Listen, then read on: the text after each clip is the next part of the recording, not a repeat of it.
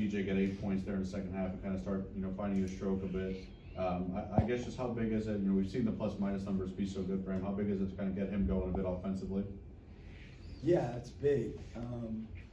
It started in the second half, just to try to jumpstart us, and we ended the half so poorly. We thought we needed to make a slight change to see if we could alter it a little bit. But with him, it's his defense is usually on point. He's a great defensive rebounder. I wish he was a little better offensive rebounder. He had 0 assists and 3 turnovers tonight, but it's just shot selection.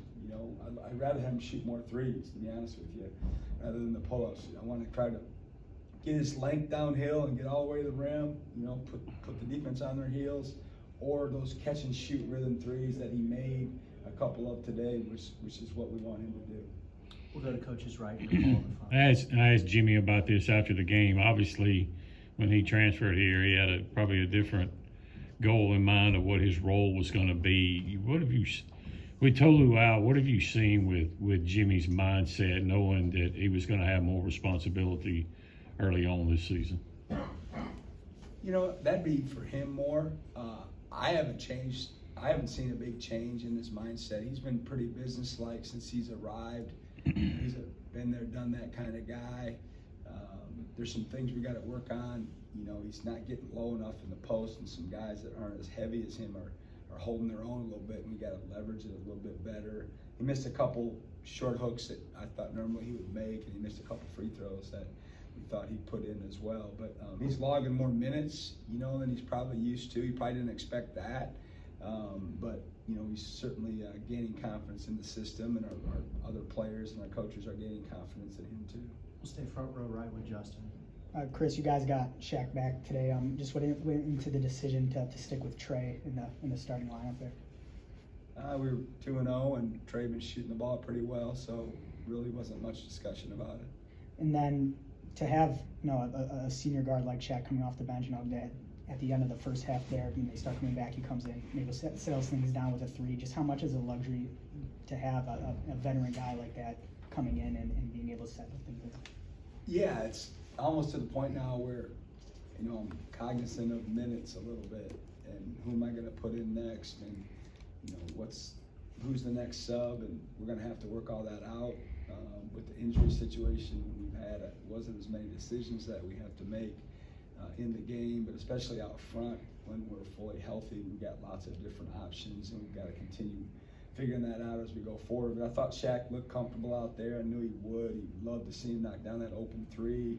Got to the paint a couple times. I thought there in the second half he had a couple chances to get his hands on balls that he normally does, and for whatever reason he didn't, but it was nice to have him back.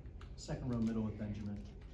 You guys were real balanced offensively tonight. 12 players played, 11 scored, and the only one who didn't was Stanford. He just played the last minute or two. What does that say about the depth you have on this roster? Yeah, it's something we talked about since the spring. We wanted to build our depth. We wanted to have more scoring/shooting than we had in our first season. We wanted to have options and bodies and different ways to play, and I think, we always want more, but I thought, we did a decent enough job to establish that. I never dreamt that we'd have the injuries that we've had, et cetera, to be able to have that depth tested so early, but we have, and it's been so far so good, and hopefully the silver lining, 6-8 weeks from now will be, how much deeper with the quality of depth that we have because of all the experience and the minutes that some guys are getting that maybe they wouldn't have got if we didn't have the injuries. Front row middle with David. After North Alabama made a little close run at it there, the ball movement picked up, the defense picked up, just seemed like everybody raised their tits, particularly guys like Cam and DJ and others who've been around this before. Yeah, I thought Cam started out the second half casual. I didn't think he had the right frame of mind to start the second half for whatever reason. He didn't have his energy, didn't have his bite, and it affected us. He made some silly plays. He didn't get after the ball. He wasn't disruptive, and then he was, and the game changed. And we certainly had some words about it, and I'm glad that he responded. But we've got to respect everyone we play, and the players, the coaches, the programs, and I felt like we had a decent enough lead at halftime that some of the guys weren't in the right mindset, which was disappointing. But I was glad to see them flip the switch a little bit. Front row left on the end with Tanner.